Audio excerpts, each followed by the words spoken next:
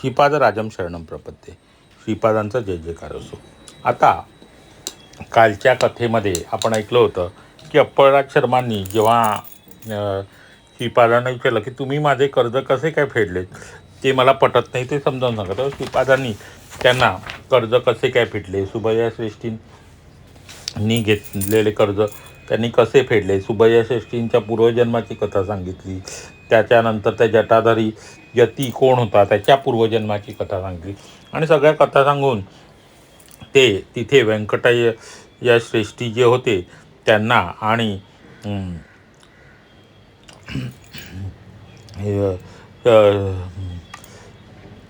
त्यांचे आजोबा बापन्नाचार्य यांना काही गोष्टी सांगू लागले होते. बापन्नाचार्यांना त्यांनी वरदान दिलं की माझी विशेष कृपा तुमच्यावर राहील. आणि व्यंकटय्य श्रेष्ठींना सुद्धा तसेच काहीसे वरदान दिले होते. ते म्हणाले, मी तुम्हाला वर देत आहे. बापन्नाचार्य महर्षींना वर देत आहे. वाण्यांमध्ये लाभात गोत्र नष्ट झाले, पण बापन्नाचार्याच्या वंशजांना कलियुगाच्या अंतापर्यंत आशीर्वाद दिलेला आहे. तुम्ही दिलेली झोळी वेगळीच आहे. म्हणजे त्यांनी असं हे केलेलं, काही वरदान दिले होते. त्याच्यानंतर पुढे श्रीपाद श्रीवल्लभ जे बोलू लागलेत ते फार महत्त्वाचं आहे आणि अतिशय लक्ष देऊन ऐका. काही वेळेला संदर्भ पटकन लागणार नाही, पण भविष्याच्या घटनातले सगळे संदर्भ इथे आलेले आहेत. नरसिंहांच्या 32 अवतारातील सर्व लक्षणे माझ्या ठाई विराजमान असल्याने माझा 33वा अवतार आहे. म्हणजे आता श्रीपाद श्रीवल्लभ काय म्हणतात, तर नरसिंहांचे जे 32 अवतार आहेत त्याच्या सगळी लक्षणं माझ्या ठाई असल्याने माझा नरसिंहांचा 33वा अवतार आहे असे ते म्हणतात. माझ्या ठाई विराजमान असल्यामुळे माझा 33वा अवतार आहे. बापन्नाचार्यांची 33वी पिढी. आता हे ती कोणाला सांगतात, व्यंकटय्य श्रेष्ठींना सांगतात. काय सांगतात, तर बापन्नाचार्यांची 33वी पिढी, तुमची 33वी पिढी आणि श्री वत्सवाई नरसिंहांची 33वी पिढी चालू असताना माझ्याच जन्मस्थळी बापन्नार्यांच्या घरी जन्मसंस्थानाचे निर्माण होऊन त्यात माझ्या पादुकांची स्थापना होईल. आता श्रीपादांच्या पादुकांची स्थापना केव्हा होणार आहे हे श्रीपादांनी सांगितलं. तर बापन्नाचार्यांची 33वी पिढी, व्यंकटय्य श्रेष्ठींची 33वी पिढी आणि वत्सवाई नरसिंहवर्मा यांची 33वी पिढी जेव्हा चालू असेल त्यावेळेला श्रीपादांच्या जन्मस्थळी. आता श्रीपादांचा जन्म कुठे झाला होता, तर त्यांच्या आजोबांच्या घरी म्हणजे बापन्नाचार्यांच्या घरी जन्म झाला होता. तिथे त्या संस्थानाचे निर्माण होऊन त्यांच्या पादुकांची प्रतिष्ठापना होणार आहे. आणि हे संस्थान आजही पिटिकापूरमध्ये आहे. तुमच्या वंशातील कोणत्या पुरुषाने श्रीपाद वल्लभांच्या दिव्य रूपाची नवविधा भक्तीच्या कोणत्याही मार्गाने आराधना केल्यास श्री दत्तात्रयांचे श्वान अदृश्य रूपात त्यांचा सांभाळ करतील. वेद, पुराण, उपनिषदे ही सर्व श्वान रूपात अदृश्य रूपात राहून सदैव त्यांचे रक्षण करतील. आता त्यांनी वत्सवाई नाही व्यंकटय्य श्रेष्ठींना परत काय वरदान दिलं आहे किंवा काय सांगितलं आहे, तर तुमच्या पिढीतील कोणत्याही पुरुषाने श्रीपादांच्या दिव्य स्वरूपाची कोणत्याही रूपात आराधना केल्यास त्यांच्या बरोबर काय असेल, दत्तांचे श्वान त्यांचं रक्षण करतील. वेद, पुराण आणि उपनिषदे हे श्वान रूपात राहून त्यांचे सदैव रक्षण करतील. म्हणजे बघा फक्त काय वर दिलं आहे बघा. म्हणजे त्यांच्या पिढीचं म्हणजे त्यांच्या पिढीतील कोणत्याही पुरुषाने काय करायचं आहे, फक्त दत्तभक्ती करायची. त्यांच्याच काय कोणत्याही पिढीतील जरी कोणत्याही व्यक्तीने जरी दत्तभक्ती केली तरी दत्तप्रभू नेहमीच त्याचं रक्षण करत असतात. फक्त निर्मळ मनाने आपण दत्तभक्ती केली पाहिजे. पण हे स्वतः श्रीपाद श्रीवल्लभांनी व्यंकटय्य श्रेष्ठींना सांगितलेलं आहे. त्या दिवशी जो वर मी दिलेला आहे त्याच्या विरोधात जाऊन माझ्या पादुकांची प्रतिष्ठापना होणार नाही. म्हणजे मध्ये एक असा तुम्ही पाहिलं असेल कथा होती, जिथे एक अवधूत श्रीपादांच्या पादुका घेऊन तिथे प्रतिष्ठापनेला जात होते. पण तेव्हा त्यांनी सांगितलं होतं की नाही, तुम्ही पादुकांच्या प्रतिष्ठापना करू शकणार नाही. कारण पादुकांच्या प्रतिष्ठापना केव्हा होणार, काय होणार हे सगळं श्रीपाद श्रीवल्लभांनी आधीच ठरवलेलं होतं. त्यामुळे त्या पादुकांची प्रतिष्ठापना जर कोणी करण्याचा प्रयत्न करेल तर ती होणार नाही, असं स्वतः श्रीपाद श्रीवल्लभ प्रभू सांगतात. मी नेहमीच सत्य वचनबद्ध आहे.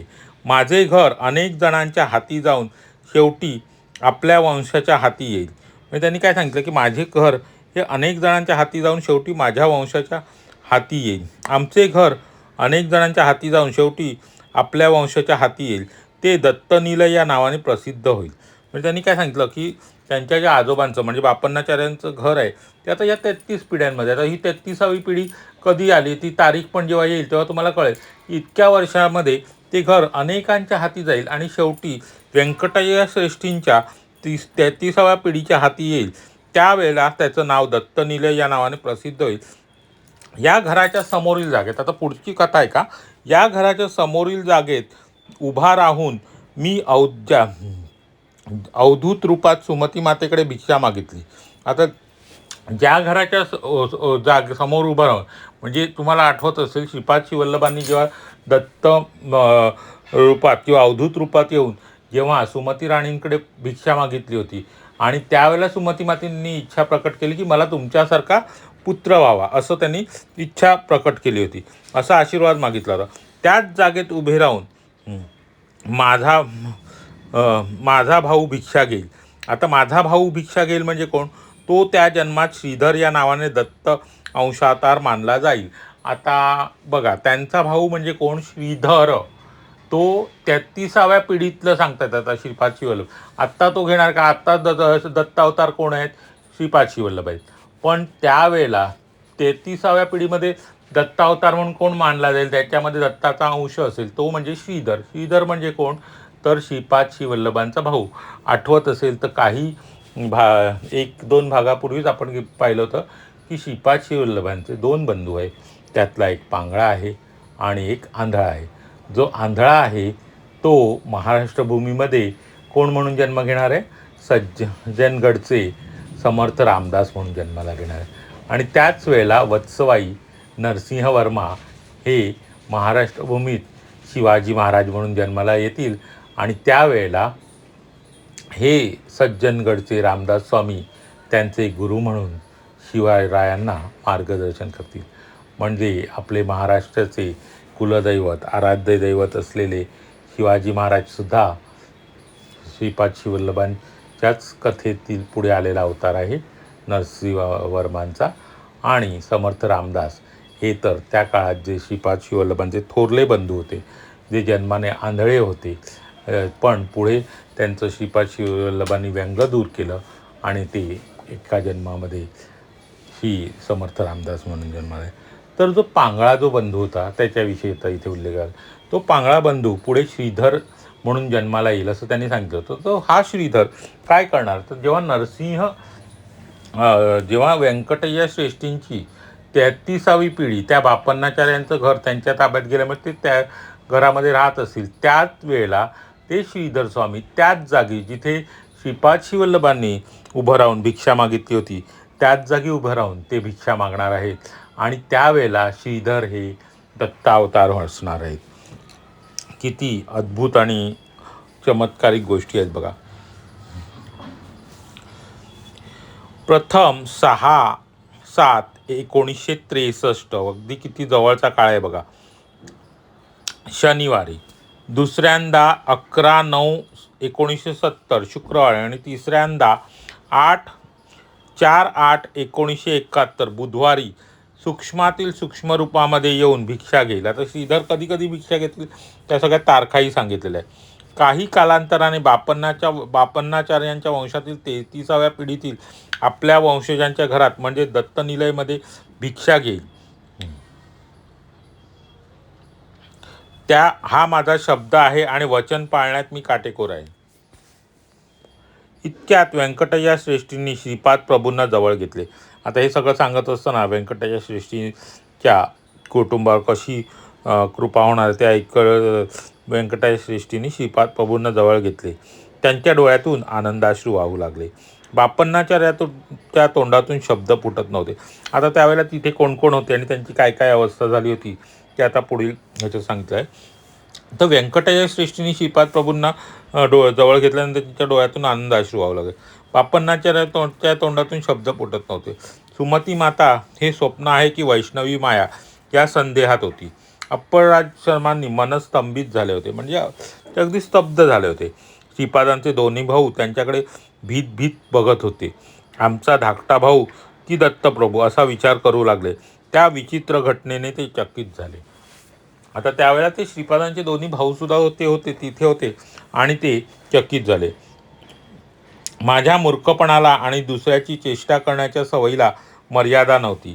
त्यावेळी मी म्हणालो, श्रीपाद प्रभू त्या गतिमान शक्तींनी जेव्हा मानवी स्वरूप धारण केले तेव्हा त्या पत्नी बनल्या आणि ती स्त्रियाबद्दलची आसक्ती नसल्यास ते दुसरे काय होते?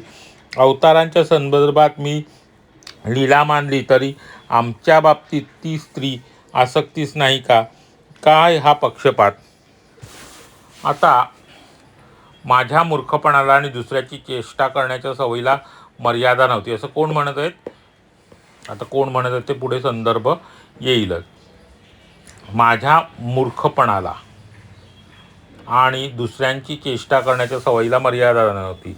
त्यामुळे मी म्हणालो, श्रीपाद प्रभू ज्या गतिमान शक्तींनी जेव्हा मानवी स्वरूप धारण केलं श्रीपाद प्रभू त्या गतिमान शक्तींनी जेव्हा मानवी स्वरूप धारण केले तेव्हा त्या पत्नी बनल्या व ती स्त्रियांबद्दलची आसक्ती नसल्यास ते दुसरे काय होते? अवतारांच्या संदर्भात ही ती दिव्य लीला मानली तरी आमच्या बाबतीत ती स्त्री आसक्तीच नाही का?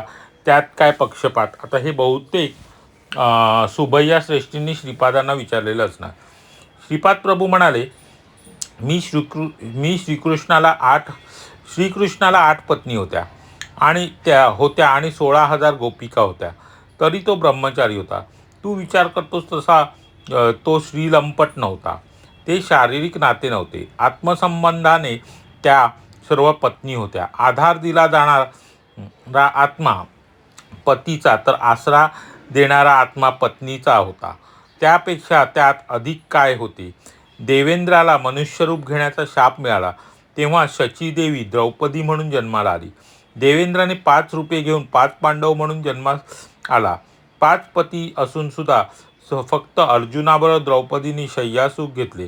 धर्म वेगळा आहे व धर्मातील अतिसूक्ष्म भेद पूर्णपणे वेगळे आहेत. कुंती मातेला तिचा शब्द न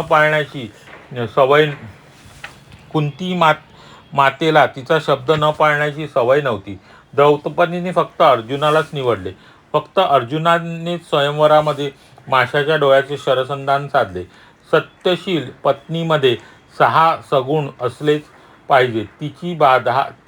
तिचा बांधा लक्ष्मीसारखा हवा. आता सत्य सगुण पत्नीमध्ये काय गुण असले पाहिजे ते इथे सांगतात. तिचा बांधा लक्ष्मीसारखा हवा. द्रौपदीकडे पुष्कळ दयाळूपणा होता. तिच्यामध्ये मूमाते इतकी सहनशीलता होती. सहदेवाला भविष्यात घडणाऱ्या सर्व घटना माहीत होत्या. कौरव व पांडवांमध्ये युद्ध लढले जाणार हे त्याला माहीत होते, परंतु त्या महत् घटनेपूर्वी अनेक प्रसंग घडणार होते. त्यापैकी काही दुःखद प्रसंग होते. जेव्हा जेव्हा तो त्याचा विचार करत असे तेव्हा त्याला तीव्र मनस्ताप होत असे. त्यामुळे द्रौपदी सहदेवाबरोबर वर्तन करताना अतिशय शोषिकपणे वागत असे. आता बघा द्रौपदी कशी वागायची. तर सहदेवाला काय वरदान होते? तर त्याला भविष्यात काय घडणार आहे हे सगळं कळायचं होतं आणि त्याला कसं त्याच्या भविष्यात घडणाऱ्या कौरव पांडवांचं युद्ध लढले जाणार हे माहीत होते, पण त्या घटनेपूर्वी अनेक प्रसंग घडणार आणि त्यापैकी काही दुःखद असणार. त्यामुळे सहदेवाचा खूप मनस्ताप व्हायचा. त्यामुळे द्रौपदी सहदेवाबरोबर वर्तन करायची तेव्हा ती अतिशय शोषिकपणे वागत होते. भीम खादाड होता. मोठ्या प्रमाणावर अन्न सेवन करत असल्याने खूप सुस्त झाला होता.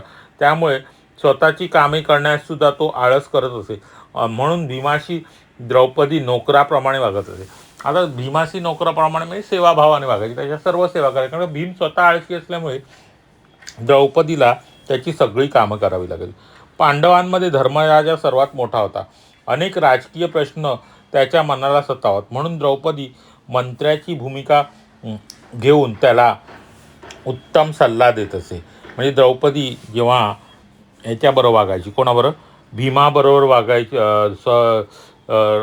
युधिष्ठिरावर किंवा धर्मराजावर जेव्हा वागायची तेव्हा ती एका मंत्र्यांची भूमिका घेऊन त्याला सल्ला मसलत सुद्धा त्याच्याशी करत. नकुल अत्यंत तरबेज तलवार बहादर होता.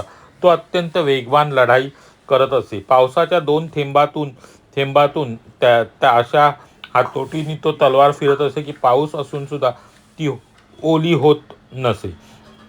युद्धकलेतील कौशल्यासाठी परिश्रमपूर्वक सराव केल्यामुळे त्याला अत्यंत भूक लागत असे. स्वादिष्ट पदार्थ तयार करून द्रौपदी त्याला वाढत असे. ते तयार केलेले अन्नपदार्थ त्याच्या मनाला समाधान देत. त्याच्या युद्धकौशल्याच्या सरावाला योग्य होते आणि त्याच्या मनाला त्या पाककृती समाधान देत असत. ज्याप्रमाणे एखादी माता आपल्या मुलाच्या आवडीनुसार न मागता खाद्यपदार्थ करून वाटते, त्याचप्रमाणे द्रौपदी नकुलासोबत वागत होती. आता नकुलाचं वैशिष्ट्य इथे काय सांगितलंय, ही नकुल इतका तरबेज होता की पावसाच्या दोन थेंबांमधून तो तलवार अशा रीतीने फिरवायचा की त्याची तलवार ओलीच व्हायची नाही. आणि तो युद्ध कौशल्यात तरबेज असल्यामुळे त्याला नेहमी भूक लागायची. आणि भूक लागलेली असताना द्रौपदी त्याला त्याच्या आवडीचं अन्न बनवून द्यायची. त्याला जे काय पाहिजे, जसं माता आपल्याला सांगण्याआधीच, आपण मागण्याआधीच काहीतरी आपल्या आवडीचे पदार्थ करून देते, त्याप्रमाणे ती करून देते. त्यामुळे द्रौपदी ही नकुलाबरोबर मातेप्रमाणे वागते. ती अर्जुनाला वैवाहिक सुख देऊन आनंदी ठेवत असे. रंभेपेक्षाही सरस असे रतिसुख देत असे. तिला 5 पती असून सुद्धा धर्मांचे उल्लंघन न करता तिने फक्त अर्जुनालाच शय्यासुख दिले. आता बघा इथे काय म्हटलेलं आहे ते तुमच्या लक्षात आलेलंच असेल. सुबैया श्रेष्ठी, तुझ्या चिंतामणी या रखेलीने फक्त तुलाच वैवाहिक सुख दिले नाही, बिल्वमंगल आणि इतर अनेकांनी तिचे शरीरसुख घेतले.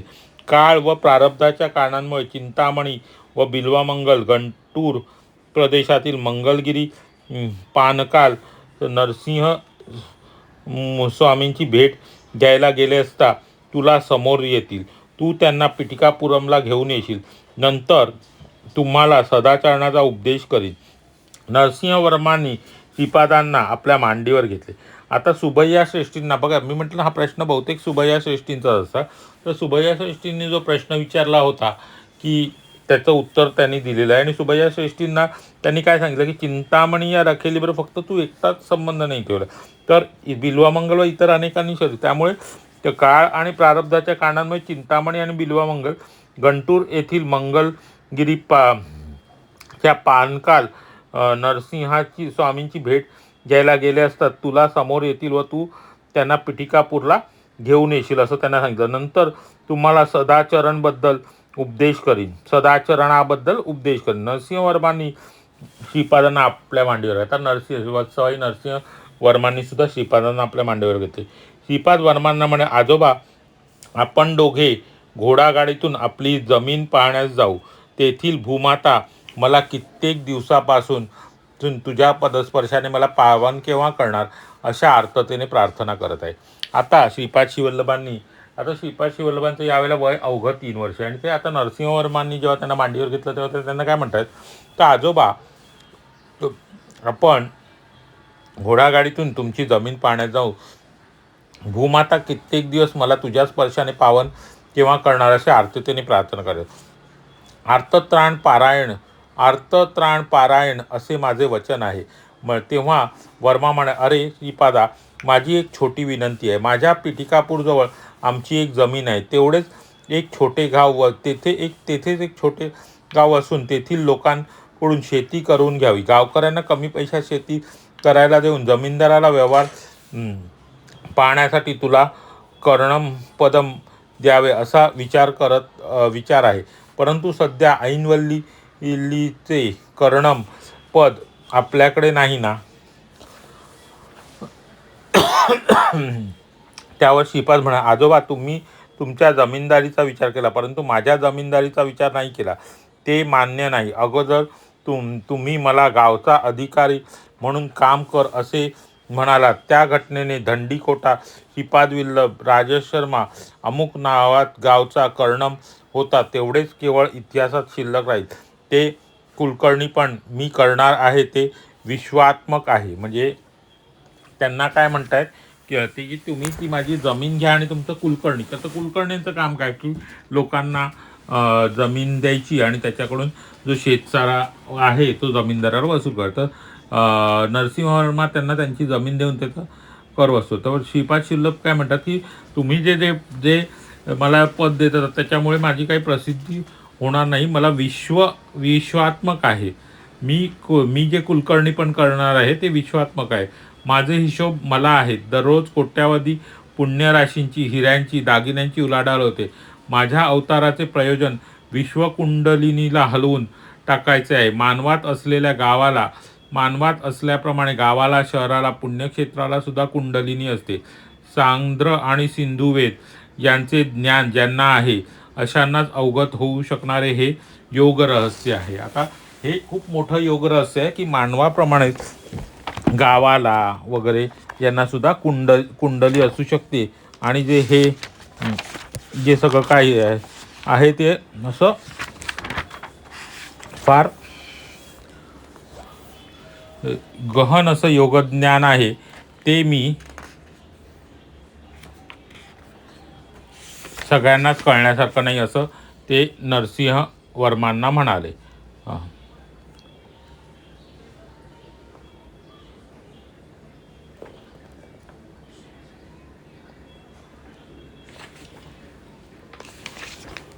कुठेही गेला माझा तो 12वा तर नव्हतं. आता जरा मध्येच नरसिंहवर्मांनी त्यांना जे सांगितलं आहे ते आपण आता पाहिले. आता पुढे श्रीपाद श्रीवल्लभ काय म्हणतात ते पाहूया. पिठिकापूरची कुंडलिनी बापल्लाचार्य, व्यंकटय्या श्रेष्ठी आणि वत्सवाई यांच्या 33व्या पिढीमध्ये जागू शकते. आत्ताच काय घाई आहे. म्हणजे त्यांनी काय सांगितलं, पिठिकापूर माझ्या अवताराचे प्रयोजन विश्वकुंडलींना हलवून टाकायचे आणि मानवात असल्याप्रमाणे गावाला, शहराला सुद्धा पुण्यक्षेत्रांना कुंडली असते. आणि पिठिकापूरची कुंडलिनी बापन्नाचार्य, व्यंकटय्या श्रेष्ठी आणि वत्सवाई यांच्या 33व्या पिढीमध्ये जागू शकते. म्हणजे ती कुंडलिनी कधी जागृत होणार आहे तर बापन्नाचार्यांच्या, वत्सवाई नरसिंहवर्माच्या आणि वत्सवाई नरसिंहवर्मा आणि व्यंकटय्या श्रेष्ठी यांच्या 33व्या पिढीमध्ये जागू शकते. आत्ताच काय घाई असं त्यांनी सांगितलं. म्हणजे ते पिठिकापूर हे खूप प्रसिद्ध कधी होणार आहे ते तीर्थक्षेत्र तर त्यांच्या जेव्हा 33व्या पिढ्या येतील, जेव्हा तिथे पादुकांची स्थापना होईल तेव्हा ती हे जागृत होईल असं त्यांनी सांगितलं. प्रिय शंकर भट श्रीपाद प्रभूंनी पिठिकापुरमला कायमचे राहावे असे नरसिंहवर्मांनी प्रयत्न केला, परंतु श्रीपादांचा पुढे ते काही करू शकले नाही. म्हणजे श्रीपादांनी पिठिकापूरमध्ये कायम राहावे म्हणून त्यांनी काय केलं की त्यांना ती एक जमिनीचा भाग देऊन त्याचं कुलकर्णी पद देण्याचा प्रयत्न केला. म्हणजे ते सांभाळण्यासाठी पिठिकापूरमध्ये ते कायम राहतील, पण ते सफल झाले नाहीत. माझ्यात अज्ञान मोठ्या प्रमाणावर भरलेले होते. श्रीपाद श्रीवल्लभ मी स्वतः श्रीकृष्ण आहे असे म्हणत त्यावेळी अज्ञानातून मी प्रश्न केला, श्रीपाद तू स्वतःला श्रीकृष्ण म्हणवतोस तर अष्टभार्या 16 सहस्र गोपिका या अवतारात आहेत काय. आता बघा परत सुबैया श्रेष्ठींनी मूर्खपणाने त्यांना प्रश्न विचारलेला आहे की बाबा तू स्वतःला जर श्रीपाद श्रीवल्लभ म्हणतोस तर तुझ्या त्या अष्टभार्या आणि 16,000 ज्या काही गोपिका होत्या त्या अजूनही आहेत का असं त्यांनी श्रीपाद श्रीवल्लभांना विचारलं. आत्म्यापासून जे श्रीपाद अष्टभार्या त्यावर मंद हास्य करत श्रीपाद श्रीवल्लभ काय म्हणाले, माझ्या अष्टविद्या प्रकृतीच अष्टभार्या आहेत. माझ्या दिव्य आत्म्यापासून अनेक म्हणजे श्रीपाद श्रीवल्लभ या अवताराच्या माझ्या शरीर व आत्म्यापासून दश दिशांमध्ये शक्ती स्वरूप असणारी स्पंदने क्षणाक्षणाला परिवर्तित होत आहेत. अशा प्रकारे प्रत्येक क्षणाला एका कलेतून शरीर, मन आणि आत्म्यातून 10x10x10,000 स्पंदने परिवर्तित होतात. अशा प्रकारे 16 कलांमधून 16,000 स्पंदने परावर्तित होतात. त्यात माझ्या 16,000 गोपिका आहेत. आता बघा हा कितीतरी गहन असा अर्थ आहे. समजला तर समजून घ्या, नाही तर सोडून द्या. श्रीपाद श्रीवल्लभांचे अवतार माझ्या शरीरातून आणि आत्म्यातून दशमिशांमध्ये शक्तिवलय असणारी स्पंदने क्षणाक्षणाला परिवर्तित होतात. म्हणजे श्रीपाद श्रीवल्लभ काय म्हणतात, त्यांच्या शरीरातून अशी शक्तिवलय स्वरूप स्पंदने परावर्तित होत असतात. अशा प्रकारे एका क्षणाला एका कलेमधून किती स्पंदनं शरीर मन व आत्म्यामधून, त्याचे शरीर मन आणि आत्म्यामधून 10x10x10 अशी 1000 स्पंदने येत होतात. तर त्यांच्या कला किती आहेत, 16 कला आहेत. तर त्या 16 कलांमधून 16,000 स्पंदने परावर्तित होतात आणि त्याच त्यांच्या 16,000 गोपिका आहेत. पूर्वावतारात या कला मानव स्वरूपात आविर्भूत झाल्या होत्या. त्या अवतारात त्या सगळ्या निराकार आणि गतिमान आणि स्पंदनशील आहेत. आता पूर्वी त्या मानव रूपात होत्या, आता या अवतारामध्ये त्या निराकार आणि गतिमान आणि स्पंदनशील आहेत. विविध देवता स्वरूप म्हणून माझी पूजा आराधना करण्यात काहीच चूक नाही. ती माझीच आराधना आहे. माझ्यातील शिवस्वरूप, विष्णुस्वरूप आणि ब्रह्मस्वरूप याची आराधना करता येते. त्याचप्रमाणे विविध देवतांमधील माझ्या स्वरूपांची आराधना करता येते. वेगळ्या साधना पद्धती साधकांच्या विविध साधनावस्था, काल, कर्म, कारण या जीवांच्या अवस्थांवर प्रभाव टाकीत असतात. आता ते त्यांनी काय सांगितलं आहे की वेगवेगळ्या देवतांची जरी पूजा केली तर ते त्यांचे वेगवेगळे अवतार आहेत आणि त्या पूजा केल्यामुळे ती शेवटी कोणापर्यंत पोचणार, तर ती दत्तांपर्यंतच पोचणार आहे. आता इथे सिंहाची 12 रूपं. आता ह्या मध्ये सिंहांच्या अवतारांचा उल्लेख आला होता की 32 अवतार झाले, तर ते 32 रूपं सांगितले. नरसिंह वर्म्याला नृसिंहाने 32 रूपांमध्ये दर्शन दिले होते. ती रूपे अशी, म्हणजे नरसिंह वर्मा जे आहेत त्यांना, कारण का ते नृसिंहाचे भक्त होते, त्यांची भक्ती करायची, त्यामुळे नृसिंहाने त्यांना 32 रूपामध्ये दर्शन दिलं होतं. ती रूपं कोणती, तर कुंदपाद नरसिंहमूर्ती, फक्त ऐकून घ्या, कोप नरसिंहमूर्ती, दिव्य नरसिंहमूर्ती, ब्रह्मांड नरसिंहमूर्ती, समुद्र नरसिंहमूर्ती, विश्वरूप नरसिंहमूर्ती, क्षीर नरसिंहमूर्ती, रौद्र नरसिंहमूर्ती, क्रूर नरसिंहमूर्ती, बिभित्स नरसिंहमूर्ती, धूम्र नरसिंहमूर्ती, वही नरसिंहमूर्ती, व्याघ्र नरसिंहमूर्ती, विडाल नरसिंहमूर्ती, भीम नरसिंहमूर्ती, पाताळ नरसिंहमूर्ती, आकाश नरसिंहमूर्ती, वक्र नरसिंहमूर्ती, चक्र नरसिंहमूर्ती, शंख नरसिंहमूर्ती, सत्व नरसिंहमूर्ती, अद्भुत नरसिंहमूर्ती, वेग नरसिंहमूर्ती, विदारण नरसिंहमूर्ती, योगानंद नरसिंहमूर्ती, लक्ष्मी नरसिंहमूर्ती, भद्र नरसिंहमूर्ती, राजा नरसिंहमूर्ती, वल्लभ नरसिंहमूर्ती. त्यानंतर नरसिंहमूर्ती म्हणून श्रीपाद श्रीवल्लभांना पाहिले. 31व्या ते जे रूप होते ते 30वे होते. 31व्या रूपात नरसिंह सरस्वती यांना पाहिले आणि 32व्या नरसिंहमूर्ती रूपात प्रज्ञापूरचे म्हणजे अक्कलकोटचे स्वामी समर्थ यांना पाहिले. तर ही जी आहेत नरसिंहांची 32 रूपं, ज्याच्यामध्ये नरसिंहांनी नरसिंह वर्मांना दर्शन दिले. श्रीनिवासाचा वृत्तांत. अरे बाबा, उद्याचा दिवस पवित्र आहे. कन्येचा महिना आणि श्रवण नक्षत्र आहे.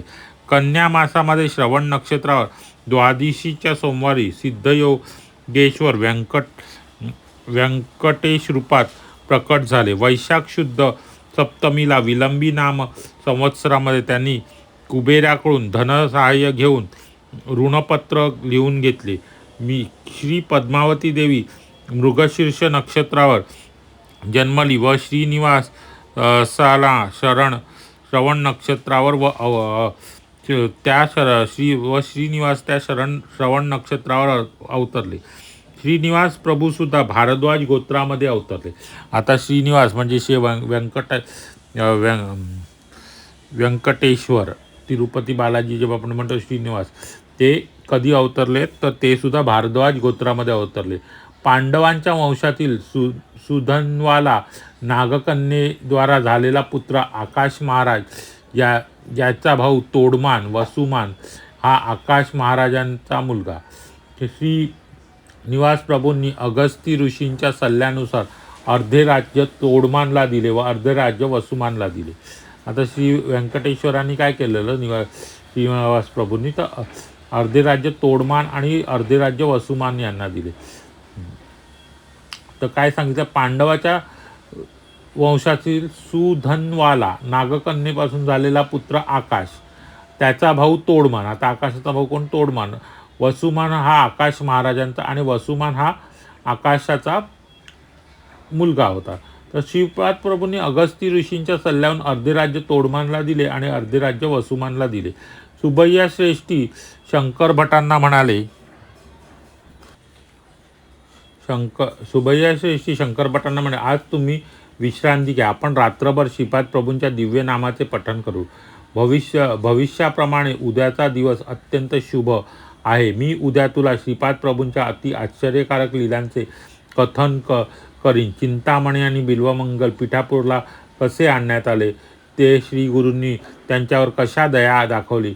श्रीपाद प्रभू चमत्कारिक लीलांचे द्योतक असलेले चित्रद नावाचे गाव नरसिंहवर्मांच्या शेतात कसे उभारले गेले आणि नावारूपास आले ते मी तुला समजावून सांगेन. म्हणजे पुढची कथा काय घडणार आहे ते आता ते त्यांना समजावून सांगणार आहे. तर आता इथे कसं कथा होती की आता हे आता ते मागेच्या कथेत तिरुमलदास सगळं सांगत. आता हे सुबैया श्रेष्ठी आहेत, हे सगळं आता श्रीपाद शंकर भटांना सगळं सांगत आहेत आणि शंकर भटांकडून श्रीपाद शिवल्लभ प्रभू स्वतः अशा वेगवेगळ्या कथा सांगून आपले चरित्र लिहून घेतले. तर आजच्या कथेमध्ये असा उल्लेख आलेला आहे की जेव्हा नरसिंहवर्मा, बापन्नाचार्यालू आणि व्यंकटय्या श्रेष्ठी यांची 33वी पिढी चालू असेल, तेव्हा बापन्नाचार्यालूंचे घर व्यंकटय्या श्रेष्ठींकडे जाईल आणि त्यावेळेला तिथे परत कोण भिक्षा मागणार आहे, तर त्यावेळेला ते सांगायचं. तर आजचा प्रश्न असा आहे की जेव्हा व्यंकटय्या श्रेष्ठींची 33वी पिढी बापन्नाचार्यांच्या घरामध्ये असेल, दत्तनिलय या नावाने जेव्हा ते घर प्रसिद्ध होणार आहे, त्यावेळेला तेथे कोण भिक्षा मागणार आहे हे आपल्याला सांगायचं आहे. प्रश्न नीट लक्षात घ्या. जसं श्रीपाद श्रीवल्लभांनी सुमती महाराणीकडे अवधूत रूपात येऊन भिक्षा मागितली आणि त्यानंतर त्यांनी ज्या ठिकाणी भिक्षा मागितली त्याच ठिकाणी उभं राहून ते व्यंकटय्या श्रेष्ठींच्या 33व्या पिढीकडे कोण भिक्षा मागणार आहे ह्याचं उत्तर आपल्याला द्यायचं आहे.